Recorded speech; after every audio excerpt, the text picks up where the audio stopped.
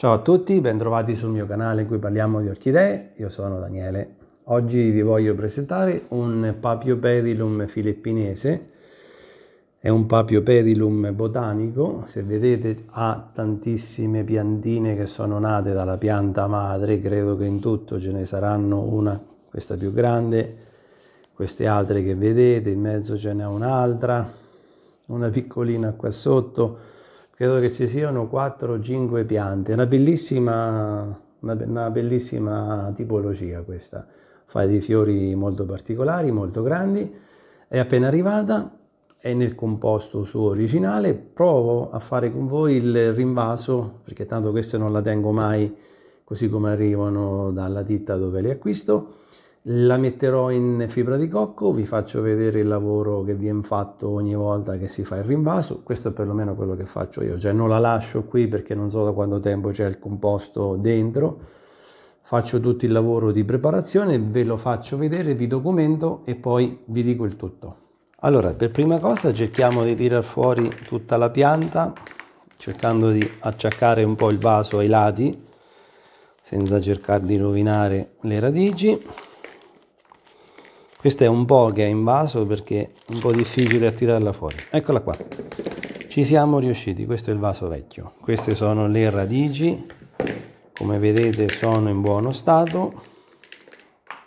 Cercherò adesso queste radici di ripulirle un po' con l'acqua perché non riesco se no a districarle. Diciamo che sono in buonissimo stato. Per poterle travasare nella fibra di cocco io ho bisogno di togliere bene tutto il resto, se no non lavoro con un substrato diretto, cioè se ci lascio i pezzi del bark e i pezzi di quello che c'è, poi praticamente ho un substrato mix, diciamo che è un mix. Adesso cerco di pulirla ben bene, mi tocca farmi aiutare dall'acqua, devo spostarmi nella zona dove c'è l'acqua per poter pulire il tutto. Si dovrebbe sempre lavorare con le radici umide, in questo caso le radici sono non proprio umidissime e ho paura di fare danni, cosa che non voglio assolutamente fare. Quindi cerco di togliere bene tutto quello che è il substrato vecchio. Lavorerò con la massima delicatezza per non far danni, però cercherò di farmi aiutare un po' con l'acqua tiepida del rubinetto perché sennò ho paura che qualche pezzo di bark vecchio lo andiamo a rovinare.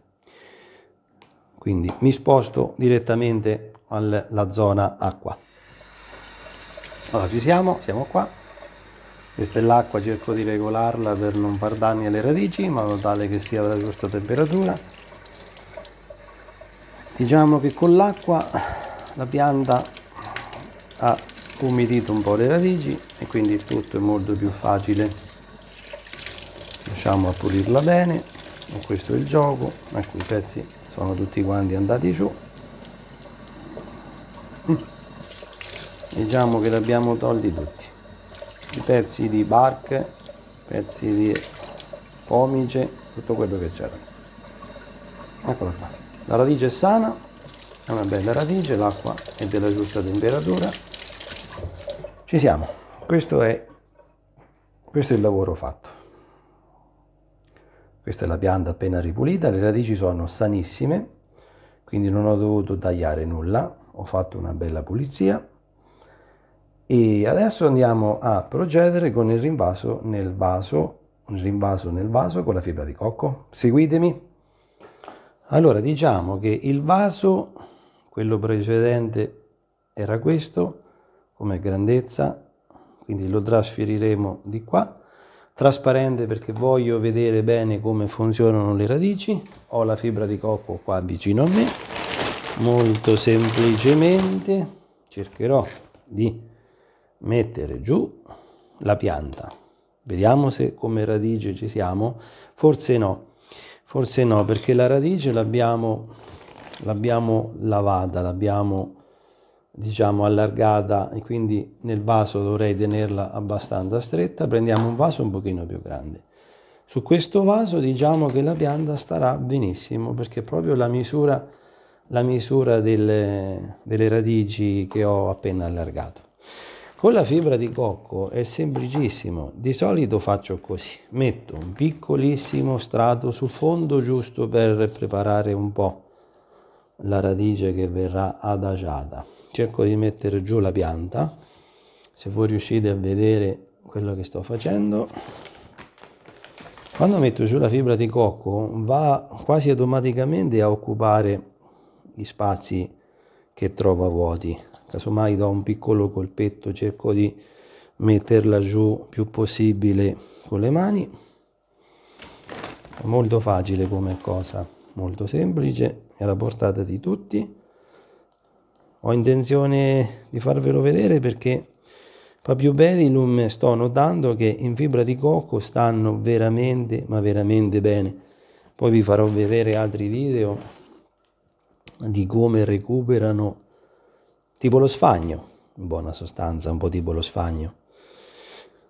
Non so quanto tempo ci potranno stare, dicono e garantiscono che non c'è bisogno di fare rinvasi frequenti. Diamo dei colpetti per cercare di assestare, anche se comprimete un po', non c'è problema perché tanto la fibra di cocco non si compatta, quindi non è che se voi sbagliate ecco, cerco di mandarla giù il più possibile, in modo tale che tutte le radici siano, ecco. Anche con un dito, se riuscite a trovare degli spazi dove potete passare, in modo tale che la radice viene completamente avvolta, diciamo la parola giusta è avvolta da questo substrato, e quindi poi ecco qua, se vogliamo dargli un po' un'orientata alla pianta per farla stare dritta, diciamo che quasi ci siamo. Adesso sono solamente piccoli lavori di assestamento per cercare di dargli, ecco, un pochino più di tenuta, via, per non farla muovere. Vado avanti nel processo di compattare un po' in modo tale che mi si distribuisce bene su tutte quante le radici. Diciamo che il gioco è fatto, se vedete non ci sono spazi vuoti, o se ci sono li potete benissimo anche allargando un po' il vaso, riuscite a mandarla giù, non è un problema. Diciamo che l'ho compattata tutta, l'ho mandata in tutti gli spazi che volevo.